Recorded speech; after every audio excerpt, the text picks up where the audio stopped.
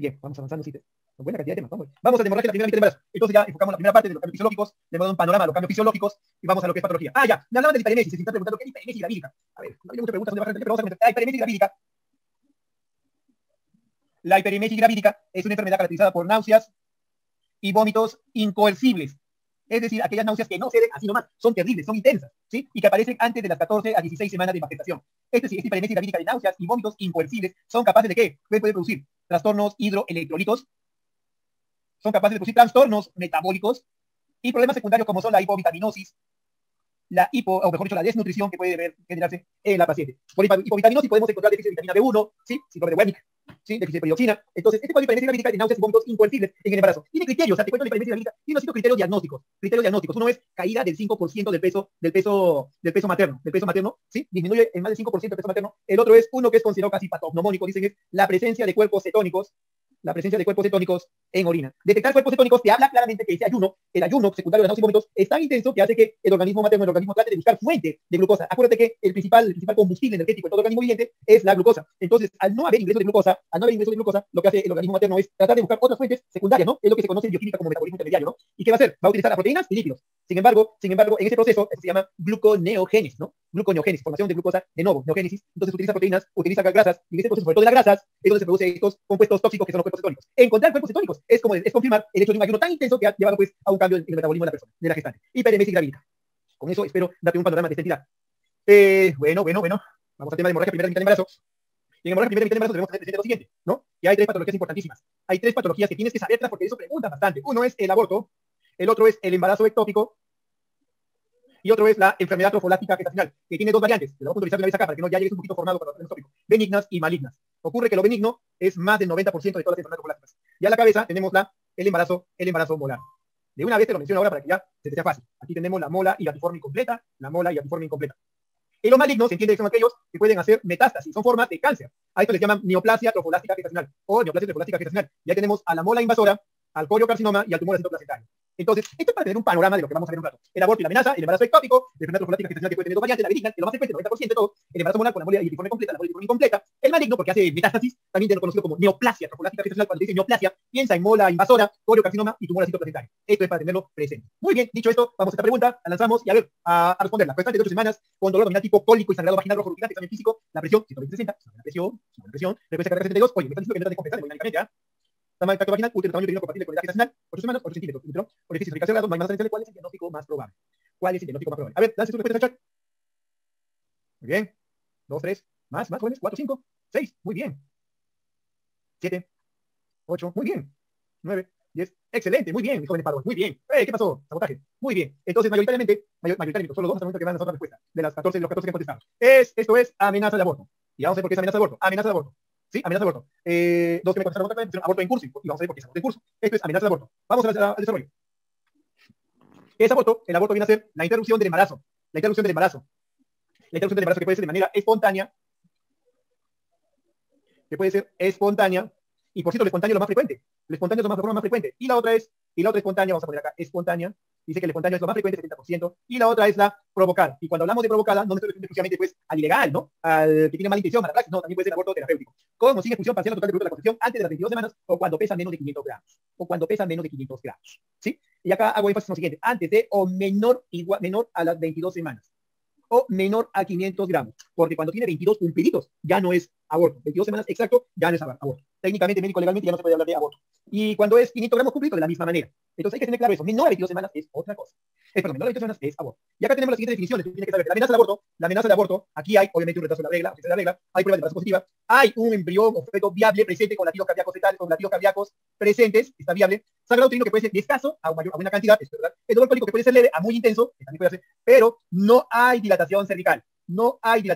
Este es un dato clave. Además de quién? De que el embrión o feto está viable. Entonces no te olvides los rasgos distintivos en general en la amenaza de aborto y que claramente están en la pregunta que han formulado, ¿no? La pregunta que se, ¿no? ¿Por qué? Porque los orificios cervicales están cerrados, ¿sí?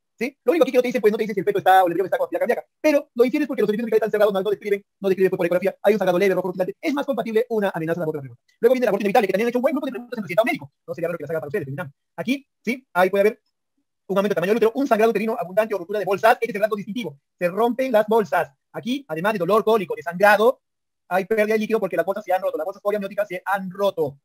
¿sí? Habiendo pérdida de líquido. Y puede haber o no dilatación cervical, puede haber o no dilatación cervical. Eso es un aborto inevitable. En el aborto incompleto hay presencia, perdón, sangrado, dolor cólico, hay sangrado y dolor, pero hay expulsión parcial del producto de la concepción. En el aborto en evolución o aborto inminente, lo que vamos a ver acá, que el orificio puede estar, ¿no? Dilatado, hay dilatación cervical. Aquí hay un punto de controversia porque hay algunas publicaciones que dicen que el aborto inminente también es bolsas rotas. Bueno, la información mayoritaria que yo encuentro es que hay dilatación del cuello uterino y las bolsas están íntegras. Y esto va para un aborto inminente. Básicamente la dilatación y las bolsas íntegras. El aborto completo se ha dado la expulsión completa producto de la concepción. ¿Y cómo te vas a definir? ¿Y cómo lo puedes definir? Uno, porque los dolores cólicos ya están disminuyendo. Dos, porque el sangrado también ya está menor. Y tercero, una prueba muy útil es la ecografía transvaginal. La ecografía transvaginal va a encontrar qué cosa? Un endometrio delgado, un endometrio menor a 12 milímetros. Tú encuentras un endometrio delgado, debes pensar de que ya se produjo en buena parte la pérdida de contenido uterino. Volumen uterino menor que la menorrea, ausencia de viabilidad fetal, esto para el aborto diferido, o también a esto le llaman gestación anembrionada. Lo que pasa es que acá ya entramos a un campo de ciertas patologías que nos confunden, ¿no? Por ejemplo, el aborto diferido, retenido, o huevo güero, aborto frustro, anembrionado, todos esos entran a una categoría conocida como gestación fallida. Es más adecuado hablar de gestación fallida y no ponernos pues en esos detalles de que es un aborto frustro, huevo güero, retenido, diferido, que nos confunde porque en la práctica no podemos ni diferenciar por las semanas de haberse producido la interrupción de la gestación. Bueno, aquí vamos a encontrar un volumen uterino menor el que esperado para la menorrea, ausencia de viabilidad, no hay latidos cardíacos o no hay embrión, no hay modificación cervical, y el aborto séptico es como el aborto incompleto, muchos lo definen como un aborto incompleto, pero al cual se ha agregado fiebre y signos clínicos de infección. Fiebre y signos clínicos de infección. Los signos clínicos de infección, taquicardia materna, leucocitosis, proteínas macrolipáticas activas, todo lo que veríamos nosotros en un CIRS, aunque ya no se habla de CIRS, ¿no? Ya estamos en los criterios SOFA. Presentes. Los factores de riesgo para un aborto podrían ser una mujer joven, una mujer muy añosa, antecedente previo de abortos, una patología uterina, enterocomatosis con malformaciones, un embarazo no deseable, enfermedad crónicas, sí, puede ser una enfermedad crónica como una diabetes, un lupus, enfermedades infecciosas como tuberculosis, endocrina como diabetes, malas condiciones socioeconómicas, violencia familiar, intoxicación ambiental, factores hereditarios, y el diagnóstico diferencial interviene las patologías hemorrágicas de la primera mitad, el ectópico, la enfermedad molar, una hemorragia uterina anómala, y lesiones como una cervicitis, vaginitis, en el canal que también pueden dar un cierto grado de hemorragia. La clasificación puede ser el aborto espontáneo, el espontáneo natural. A ver, lo vamos a ver. El aborto espontáneo es lo más frecuente, más del 70%. Y en el aborto espontáneo, vamos a poner, esto es AE, aborto espontáneo. Es lo más frecuente. El 80% de los abortos espontáneos ocurren menos de las 12 semanas. Es decir, la forma más frecuente de aborto que se ve escrito es los abortos espontáneos. Y de los abortos espontáneos, más del 80% son gestaciones menores a 12 semanas. Y hay un detalle importantísimo. Buena parte de los abortos menores a 2 semanas ni siquiera se van a sospechar, ni siquiera se van a diagnosticar como tal. ¿Por qué? Porque muchas veces pasa de manera intrascendente como un retraso de la regla. La dama dice, se me retrasó la regla, ¿qué será? Pero no creo que sí, creo que no, creo que sí, creo, ¿no? Y entra en la crisis con su pareja. Si no, no se le embarazo, hace la prueba y de pronto le viene sangrado de manera brusca, un poco más intensa y dolorosa y dice, no, bueno, me vino la regla después de una semana de refrigerado. Debe ser la regla por el caso con disquita, viene una regla. Pero no sabe que de repente se ha producido un aborto espontáneo y no tenía por qué saber. El otro es los abortos provocados con connotación terapéutica. Esto es cuando la madre está en riesgo de la salud materna. Y otro cuando es el feto inviable o tiene una lesión que lo hace prácticamente incompatible con la vida. Entonces, bajo estas dos precisiones podemos plantear el aborto terapéutico. La mamá está en riesgo de morir. Por ejemplo, la hipertensión pulmonar por una estenosis mitral severa. No obstante, esa paciente puede llevar su vida con cierta regularidad, ¿no? Adecuadamente chequeada, controlada, medicada, puede llevar su vida. Pero si se embaraza, se produce un desequilibrio tremendo para el corazón. Se afecta la bolemia, se afecta la precardia, la hemodinamia y la tasa de muerte materna por cardiopatía, de tipo de estenosis mitral y hipertensión pulmonar, es alta, por encima del 50%. Entonces, ¿vamos a permitir que se dé el embarazo? Pues ahí viene esa consideración. La salud materna está en riesgo, deberíamos plantear el aborto terapéutico. O en el caso del feto que se detecta pues a la semana 12, 14, se puede detectar ya la forma de una anencefalia, incompatible con la vida, definitivamente, y podríamos plantear el aborto terapéutico. Según la gestacional, cuando hay menos de 2 semanas, los abortos ovulares, los abortos embrionarios, cuando es por debajo de 8 semanas, fetal, 9 a 22 semanas, siendo fetal precoz, de 9 a 12, y el tardío de las 3 a las 22 semanas. También hay otra distinción, según su recurrencia, que puede ser aborto recurrente cuando son 2 consecutivos, el aborto habitual cuando son 3 consecutivos, o 5 intermitentes, parto normal o cesárea, aborto, parto normal, cesárea, aborto, ¿no? Y a eso me voy con intermitentes. Y primario, cuando todas las gestaciones terminan en aborto, ninguna gestación pudo completarse, todas son abortadora primario, ¿sí? Y el otro es aborto recurrente primario y aborto recurrente secundario, si antes siquiera hubo un embarazo que se murió. Esta forma de aborto recurrente, recurrente es un problema de infertilidad. Aquí obliga a investigar a ambos, varón y mujer. Esto puede estar en un problema de infertilidad. Vamos avanzando. En un rato llevamos al aborto a los periodos ecográficos. Entonces, los abortos ovulares tempranos son los más frecuentes, 60-80%, y tiene que ver mucho anomalías genéticas. En anomalías genéticas están las trisomías, las monosomías, las deleciones, las disyunciones, que se pueden dar en diversos brazos cromosómicos. Factores hereditarios, gametos anormales, asincronía en la fecundación. En la índole materna tenemos la infección TORCH, esto es por toxoplasma, rubiola, citomegalovirus o herpes, y algunos consideran con buena base el poner a la enfermedad del VIH. Hormonales como diabetes mellitus, insuficiencia lútea, hipotiroidismo, de causa orgánica, ¿sí? Enfermedades orgánicas, hipertensión arterial, nefropatía, cardiopatía funcionales como linfopetestrica, miomas, sinequias, inmunológicas, acá debe ser síndrome antifosfolipídico, o lupus eritematoso sistémico, compatibilidad RH, o de índole psicológico. Y en ambientales tenemos fármacos, y acá destaca el papel del misoprostol. Misoprostol es un medicamento muy empleado para los desórdenes digestivos, de tipo gastritis. El misoprostol, su utilidad como un propiciador del aborto, fue un conocimiento meramente accidental, ¿no? Sin embargo, se hizo tan, pero tan extenso su aplicabilidad para este uso, que en buena parte podríamos decir que las complicaciones graves de los abortos ahora ya no son tan frecuentes como hace 30, 40 años atrás, porque por dos razones que podríamos tener un buen peso, ¿no? Hipotetizo. Uno, la ecografía. Hoy las mujeres ya se enteran más tempranamente porque están embarazadas. La ecografía detecta muy tempranamente la ubicación del embarazo. Y segundo, el uso del misoprostol, que lo venden, pues, ¿no? Con cierta regularidad. Entonces, de alguna manera, pues se ha planteado esto, ¿no? Del uso ilegal del misoprostol. ¿Y qué genera? Bueno, si bien vemos abortos, también hay que entender que ya no vemos la muerte materna como proporción alta por ese tipo de embarazo, ¿no? Abortos. Muy bien. Preguntas que me están haciendo algún altito más preguntas. En el aborto incompleto, la ecografía también podemos ver no más de 15. Sí más de 15 milímetros. Le he puesto tope de 12. Ese es un punto de corte aún no consensuado en el mundo entero. Esto del valor de menor de 12 y menor de 12 es aborto completo. Sí, es una observación netamente de autores. No hay una evidencia amplia, robusta. Los españoles toman en cuenta 15 milímetros. Mayor a 15 milímetros, aborto completo. Incompleto, perdón. Así que ahí no vamos a entrar en discusión. Felizmente no me han hecho preguntas respecto de la expresión de endometrio para hablar de aborto completo. Incompleto es un concepto relativamente nuevo. Y económicamente, ¿cuáles son los parámetros que puede usar para saber si un embarazo es viable o no? Eso lo vamos a ver en un rato. No te preocupes, en un rato lo vamos a ver. ¿Sí? Veo que hay mucha participación de usted, doctora, con estas preguntas de lo que es el aborto. También vamos a tratar sobre en la medida del caso todas las preguntas, siempre y cuando con una corrección para usar. Ahí están los criterios. Y siempre en esa discusión, ¿qué criterios yo puedo tener en cuenta para hablar de un embarazo si está bien o está mal? Antes que nada, tenemos que tener acá presentes ciertos hitos. Hitos ecográficos. Uno, importantísimo. Cualquier valoración que se haga del embarazo con la ecografía tiene que ser, ahora consenso ya 2021, por ecografía transvaginal. Olvídate de la ecografía abdominal, que me han visto. Eso no. Ecografía transvaginal es mandatoria. La ecografía abdominal nos puede mandar, la ecografía que es por el abdomen para el útero, pero se puede ver, sí. Pero definitivamente cualquier conclusión final, definitiva, tiene que estar sobre la base de la ecografía transvaginal, no la abdominal. Segundo, a la tercera semana se ve el saco gestacional. Se ve con una imagen, un botón negro anecogénico en el fondo uterino. ¿Sí? A la cuarta semana, perdón, 1, 2, 3. A la cuarta semana se ve el primer precursor fetal, el primer botón fetal. ¿Quién es? La vesícula vitelina. Futura estructura que va a conformar el intestino fetal, la vesícula vitelina. Vamos avanzando. A la quinta semana, por la vaginal siempre, se va a ver ya al embrión. Al embrión. Se le va a poder hacer incluso la medida longitud colonial nalga y con un poco de suerte, vamos a ver la actividad cardíaca del futuro botón o corazón fetal. Y a la sexta semana, ya vamos a ver embrión con actividad cardíaca. Entonces, esto es para ubicarnos en perspectiva, ¿no? Cualquier valoración de una gestación tiene que hacerse por ecografía vaginal. A la tercera semana tiene que verse el saco gestacional. El que no lo vea no descarta el embarazo. Puede haber un margen de error artificial. A la cuarta semana se tiene que ver ya la vesícula vitelina como un globito blanco, que es el primer precursor de evento fetal que aparece. A la quinta semana ya se reconoce el embrión. Se la puede hacer medida de longitud colonial acá, con un poquito de suerte, dependiendo de la sensibilidad del ecógrafo y de la resolución, podríamos ver ya la actividad cardíaca embrionaria. A la sexta semana, inequívocamente, ya tiene que ver ya la actividad cardíaca. Entonces, estos son los hechos importantes que se ven en el desarrollo de la ecografía. Y otra cosa importantísima, adelantándome al concepto de zona discriminatoria. Cuando tenemos una gonadotroxina coriónica beta HCG mayor de 1500, ya tiene que verse embrión con actividad cardíaca. Con gonadotrofina crónica por encima de 1500, ya tiene que verse en la ecografía transvaginal la actividad cardíaca del futuro embrión. Entonces, estos hechos hay que tenerlos en cuenta porque son importantes para orientarme en lo que respecta a la semana de gestación, a qué momento está. Acá, entonces, para poder determinar si un embarazo es viable o no, utilizamos principalmente estos dos criterios. ¿Qué dice lo siguiente? El embrión. Y esto es siempre por ecografía transvaginal. Todo esto es siempre por ecografía transvaginal. Siempre. Dice, embrión que tiene longitud colonial alga mayor o igual a 7. ¿Sí? Sin latidos cardiofetales. Es un hallazgo de aborto. Entonces, es un hallazgo de aborto. Entonces, si yo veo la imagen de un embrión, ¿sí? Yo veo la imagen de un embrión. Cuando me dicen longitud colonial nalga, es la medida que hay desde la coronilla, la porción más superior de la cabecita, y la nalga, la porción más inferior, que tiene que ver con el pompi del es la longitud colonial nalga. Si esto, LCN, mide mayor o igual a 7 milímetros, lo normal es que yo vea actividad cardíaca. Si no la veo, entonces puedo concluir que esto es un aborto, una gestación fallida. ¿Sí? Aplicabilidad. Le doy una joven que tiene dolor cólico y sangrado nació ocasional desde hace 4 días. Su regla, que según ella es de 5 semanas, yo le hago la ecografía y me sale longitud colonial nalga 10 milímetros. Longitud colonial nalga 10 milímetros sin actividad cardíaca. ¿Qué puedo concluir? Que es una gestación fallida. Y que tal vez esos cólicos desangrados significa que está desencadenando un mecanismo para que ya lo expulse. Otra condición, la siguiente. La siguiente condición es que yo evidencie un saco gestacional. Ahí tenemos saco gestacional. Este saco gestacional yo le hago la medida en sus 3 ejes. Longitud, ancho y espesor. A esto se le llama DMCG, diámetro medio saco gestacional. Mayor o igual a 25 milímetros. Ya tiene que verse embrión ahí, en el saco. Si yo tengo un saco gestacional 30 milímetros, 40 milímetros y no veo embrión, yo puedo concluir que es una gestación fallida, anembronada, como quiera que sea, es una gestación fallida, que no tiene propósito del continuo. Entonces, esos criterios son los básicos de entrada. A eso se han complementado en el consenso de 2013 y le han agregado esto. Hazte cuenta que yo le veo un embrión por ecografía, pero que es menos de 5 milímetros y no veo todavía actividad. Entonces, ¿qué dice? Espérate pues 2 semanas y repite la ecografía, ¿no? Repite la ecografía y si tú ves que sigue la misma condición, es una gestación fallida. Bueno, esas son consideraciones menores, pero estos son los criterios básicos que tienes que saberte. Los criterios básicos que tienes que conocer. Esto todo de entradita. ¿Sí? Vamos al siguiente. A ver, veo preguntas. Las dimensiones de grosor del útero. Bueno, no hay un patrón de medida exacto del útero.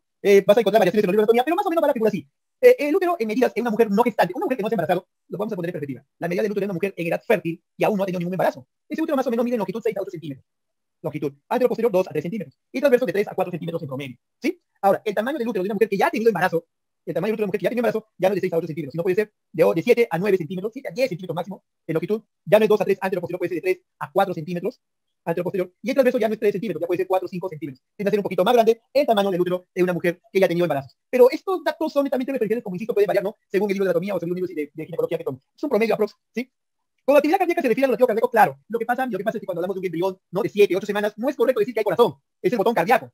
Lo que pasa es que por ser muy pequeño, o en todo caso en formación, a esa edad propiamente no vamos a encontrar un corazón con dos aurículas, dos ventrículos, no, apenas es un botoncito de desarrollo. Por eso nosotros decimos así genéricamente actividad cardíaca. Ya hablamos de latido, ¿no? Hablamos de corazón cuando ya es más avanzada la gestación. Los criterios que están abajo ya son criterios complementarios. No te olvides, el primerito, de 7 milímetros, mayor o igual a 7 milímetros, longitud coronia nalga, ya tiene que haber actividad cardíaca presente en ecografía. 2, mayor o igual a 25 milímetros de diámetro medio, ya tiene que haber embrión dentro del saco. Y los otros dos criterios te dicen, oye, le has hecho una ecografía y ves un embrión menor a 7 milímetros, espérate pues unos 14 días. Oye, le has hecho una ecografía y ves un saquito menor a 25 milímetros, espérate 11 días. Es lo que te está diciendo en plazos. Si tú te has pasado 14 o 11 días y ves que está igual a condición, significa que es un embarazo que probablemente haya perdido espontáneamente, ¿no? Una gestación fallida. Los dos primeros son los más importantes que tienes que saber. Bien, vamos a lo que es el tratamiento del aborto incompleto, En la forma de aborto más frecuente que se ve en nuestras instituciones, lo que más ven definitivamente es el aborto incompleto, no es que llega a emergencia. Excepcionalmente los abortos en cursos, muy excepcionalmente los abortos sépticos. Vamos a esto. Acá hay que tener en cuenta. La amenaza de aborto casi siempre es reposo, antiespasmódicos, antiinflamatorios. Casi siempre este es el enfoque de la amenaza de aborto, salvo que el dolor y el sangrado sea tan intenso, que tenga que ser hospitalizada la paciente para estar en observación. Casi siempre las amenazas de aborto son así: reposo, antiespasmódicos, antiinflamatorios esteroides y a continuar estas medidas en su casa. Cuando es muy intenso el dolor o hay sangrado ya importante, entonces se lo hospitaliza. Ahora bien, luego tenemos el aborto completo. Como el aborto completo ya calma el dolor, calma el sangrado, aquí básicamente es el reposo. Excepcionalmente se le puede dar misoprostol para que termine de eliminar los coágulos o remanentes que pueda haber, ¿no? Pero excepcionalmente. En el caso del aborto inevitable, el aborto inminente, el aborto en curso, sí, casi siempre todos estos abortos van a terminar en lo siguiente: aborto incompleto. Casi siempre van a terminar en un aborto incompleto. Así que el aborto inevitable, el inminente, el aborto en curso, van a terminar en un aborto incompleto. Ese es el camino que van a seguir. Y en el aborto incompleto tenemos dos opciones genéricas, dos opciones ortogonales. ¿Sí? Si es una gestación menor a 12 semanas, el estado hemodinámico está bien, o sea, no es un sangrado abundante, profuso, no es taquicardia, no es anemia, está bien hemodinámicamente. Es una paciente, en términos generales, educada, consciente de su enfermedad, obediente a las indicaciones que se le puede dejar. A esa paciente le podemos plantear como opción, estamos resumiendo esto, como tratamiento, le podemos indicar el AMEU. En el caso que sea una paciente con una gestación mayor a 12 semanas, es decir, un útero grande, o está inestable hemodinámicamente, ¿sí? Es una paciente incapaz de continuar las indicaciones en casa, o en un lugar muy distante, lejos de la ciudad, no hay seguridad de que pueda continuar con el tratamiento, le plantearíamos el legrado uterino. Entonces, estas son las formas en que casi siempre terminan estos tipos de abortos. Y otra cosa más, que olvidaba que es importantísimo, puede ser AMEU de 2 semanas y manejo médico, manejo médico con misoprostol. Entonces, las gestaciones menores de 12 semanas que están estables hemodinámicamente, que tenemos la suerte de tener una paciente que es educada, que puede entender las indicaciones que le dejemos nosotros, que vive cerca de la institución, que si ante la menor complicación o duda ella puede venir aconsejada, se le puede plantear el AMEU o el manejo médico con misoprostol. Pero por encima de 12 semanas, o con inestabilidad hemodinámica, o el que tenga de repente no es incapaz de seguir indicaciones, le plantearemos el legrado uterino. Y aquí tenemos estas dos condiciones: legrado uterino o AMEU. El legrado uterino para úteros mayores de 12 semanas tiene complicaciones. La principal complicación es la perforación uterina. Son de costo alto, se realizan las operaciones, usan legras, boletas metálicas o negras. Hay que dilatar el cuello uterino para que entre la negra, anestesia general, un equipo médico con anestesiólogo, es más prolongada y demora más. Mientras que el AMEU tiene consideraciones muy, pero muy cómodas, ¿no? La tasa de complicaciones baja, los costos son más bajos, el instrumental se usa cánulas, la tasa cervical no, porque la cánula es suficientemente delgada para que pueda entrar por el cuello uterino y hacer el efecto de aspiración. No requiere anestesiólogo, una enfermera circulante puede ser muy útil. Bloqueo para cervical, es de menor estancia y más rápido. A las 2 horas se va a la paciente de su casa, mientras que un legrado uterino requiere quedarse las siguientes 24 horas. Entonces, esas son las ventajas plus de que hay el AMEU versus el legrado uterino. Y acá tenemos la siguiente consideración: este es el equipo de AMEU. Aquí tenemos la jeringa y las diversas cánulas de Kalman. Las cánulas de Kalman son cánulas semiflexibles de diversos diámetros que entran por el orificio cervical interno y pueden producir la evacuación uterina. Acá tenemos las indicaciones de manejo médico con misoprostol. Este es el manejo médico para el aborto incompleto con misoprostol. Esto es el tema de pregunta, ¿no? Pero no solo el misoprostol está confinado para lo que es el aborto, sino también para lo que es la maduración cervical en una gestación del segundo o tercer trimestre. Cuando se quiere provocar el parto, por ejemplo, en una gestación en la cual se piensa que está haciendo un embarazo prolongado, un embarazo posterior. La otra patología es el embarazo ectópico. El embarazo ectópico viene a ser la implantación anormal del blastocito de la cavidad uterina. 95% de esto ocurre en las trompas. De hecho, hablar de embarazo ectópico es hablar de embarazo ectópico tubario de la trompa. Y tenemos dos condiciones: no complicado, no hay rotura, no hay grave, no hay hemoperitoneo. Mientras que el complicado, el roto, es inestable. Esto es cirugía. El complicado es el embarazo ectópico roto. Es quirúrgico, sí o sí. Ahí me pierdo, quirúrgico. Y tenemos estas condiciones. Entonces, más del 95%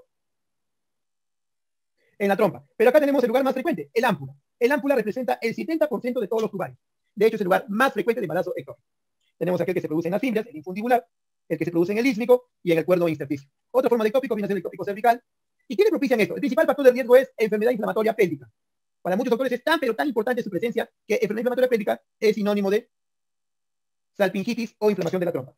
El antecedente de un ectópico previo, el antecedente de una cirugía en la trompa uterina, el uso del dispositivo intrauterino y actuaría como especie de soga para que la bacteria pueda llegar a la cavidad uterina, tuberculosis extrapulmonar, endometriosis, adherencias, técnica de fertilización asistida, progesterona, también, miren, tabaquismo, actuarían como factores de riesgo. El diagnóstico diferencial, como cualquier hemorragia en la primera mitad, el aborto de enfermedad colástica, una infección intensa fuerte como la apendicitis peronefritis, un quiste ovario pedículo torcido y las complicaciones con un embarazo ectópico roto van a lo que es el choque hipovolémico y la pelviperitonitis.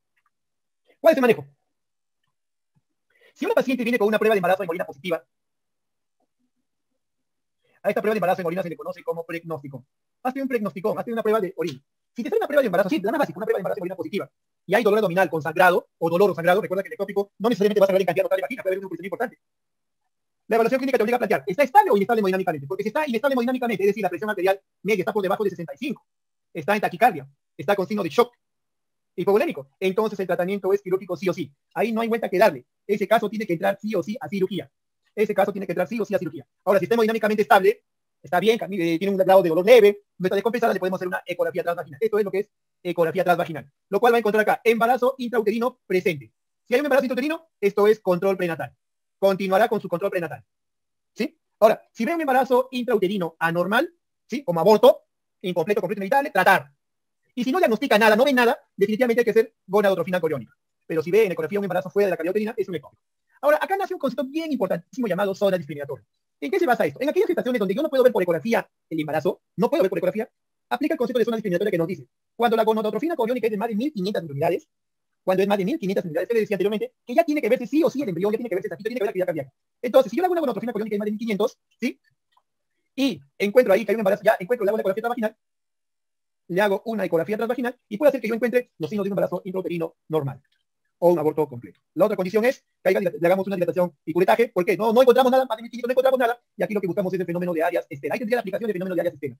Entonces yo le hago la prueba de la biosintometría para corroborar, oye, no encuentro nada, todavía tiene 2000 de gonadotrofina coriónica, no es saco, le hago biosintometría. ¿Sí? ¿Por qué? Porque también podría pasar que sea un aborto completo, ¿no? Y recuerda que la gonadotrofina coriónica